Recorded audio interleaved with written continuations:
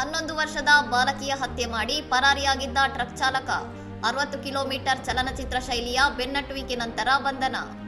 ಛತ್ತೀಸ್ಗಢದ ಮೊಹಲಾಮನ್ಪುರ್ ಜಿಲ್ಲೆಯಲ್ಲಿ 11 ವರ್ಷದ ಬಾಲಕಿ ಪೂನಂಗೆ ಡಿಕ್ಕಿ ಹೊಡೆದು ಸ್ಥಳದಲ್ಲೇ ಕೊಂದ ಟ್ರಕ್ ಚಾಲಕನೊಬ್ಬ ನಂತರ ಸುಮಾರು 60 ಕಿಲೋಮೀಟರ್ ಅಂತರದವರೆಗೆ ನಾಟಕೀಯವಾಗಿ ತಪ್ಪಿಸಿಕೊಳ್ಳಲು ಯತ್ನಿಸಿ ಕೊನೆಗೆ ಪೊಲೀಸರ ಕೈಗೆ ಸಿಕ್ಕಿಬಿದ್ದಿದ್ದಾನೆ.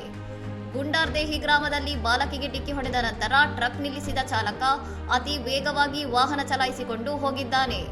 ಈ ವೇಳೆ ಪೊಲೀಸರು ಬ್ಯಾರಿಕೇಡ್ಗಳನ್ನು ಹಾಕಿದರೂ ಅವುಗಳನ್ನು ಡಿಕ್ಕಿ ಹೊಡೆದು ಚಾಲಕ ಮುನ್ನುಗ್ಗಿರುವುದು ಕಂಡುಬಂದಿದೆ.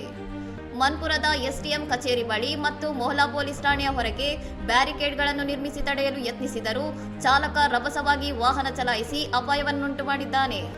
ಈ ವೇಳೆ ಕರ್ತವ್ಯದಲ್ಲಿದ್ದ ಪೊಲೀಸ್ ಸಿಬ್ಬಂದಿ ಕೂದಡೆಳೆ ಅಂತರದಲ್ಲಿ ಪ್ರಾಣಾಪಾಯದಿಂದ ಪಾರಾಗಿದ್ದಾರೆ. ಅಂದಾಜು 2 ಗಂಟೆಗಳ ಕಾಲ ನಡೆದ ಈ ಚೇಸ್ ಮಹಾರಾಷ್ಟ್ರ ಗಡಿಯಿಂದ ಕೇವಲ 6 ಕಿಲೋಮೀಟರ್ ದೂರದ ಕೊರ್ಕೊಟ್ಟಿ ಗ್ರಾಮದಲ್ಲಿ ಟ್ರಕ್ ನಿಯಂತ್ರಣ ತಪ್ಪಿ ರಸ್ತೆಯ ಪಕ್ಕಕ್ಕೆ ಉರುಳಿದಾಗ ಅಂತ್ಯಗೊಂಡಿತು. ಮದ್ಯದ ಮಲಿನಲ್ಲಿದ್ದ ಚಾಲಕನನ್ನು ವಶಕ್ಕೆ ಪಡೆದಿರುವ ಪೊಲೀಸರು ಆತನನ್ನು ಚಿಕಿತ್ಸೆಗಾಗಿ ಆಸ್ಪತ್ರೆಗೆ ಸಾಗಿಸಿದ್ದಾರೆ. ಈ ಟ್ರಕ್ ಮಹಾರಾಷ್ಟ್ರ ನೋಂದಣಿ ಹೊಂದಿದ್ದು ಇದನ್ನು ಪೊಲೀಸರು ವಶಪಡಿಸಿಕೊಂಡಿದ್ದಾರೆ. ಘಟನೆಯಿಂದ ರೊಚ್ಚಿಗೆದ್ದ ಗ್ರಾಮಸ್ಥರು ಬಾಲಕಿಯ ಶವವನ್ನಿಟ್ಟು ರಸ್ತೆ ತಡೆ ನಡೆಸಿದ ಹಿನ್ನೆಲೆಯಲ್ಲಿ ಸಂಚಾರ ಅಸ್ತವ್ಯಸ್ತವಾಗಿತ್ತು. ಹಿರಿಯ ಅಧಿಕಾರಿಗಳು ಕಠಿಣ ಕ್ರಮದ ಭರವಸೆ ನೀಡಿದ ನಂತರ ಪ್ರತಿಭಟನೆಯನ್ನು ಹಿಂತೆಗೆದುಕೊಳ್ಳಲಾಯಿತು.